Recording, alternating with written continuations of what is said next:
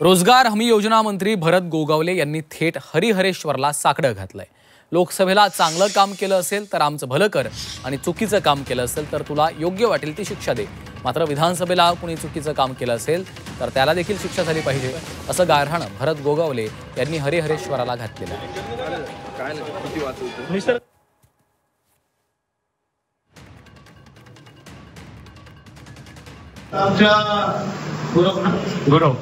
गुरुवानी लोक असता आमच्यासाठी जे काय म्हणणं मागितलं नमस केला योग्य नमस केला आणि तो पावन ही मला पूर्ण खात्री आहे।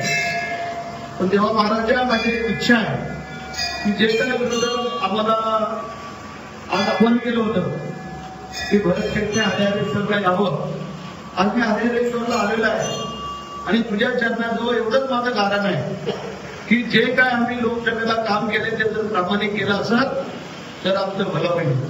जर आम्ही चुकीचं केलं असत तर मग तुला जी काय आम्हाला शिक्षा द्यायची ती दे। पण आमच्या आमदारकीच्या वेळेला ज्यांनी कोणी चुकीचं खोटं काम केलं असं त्याला पण ती शिक्षा व्हायला पाहिजे असं माझं कारण आहे तुझ्या चरणाजवळ।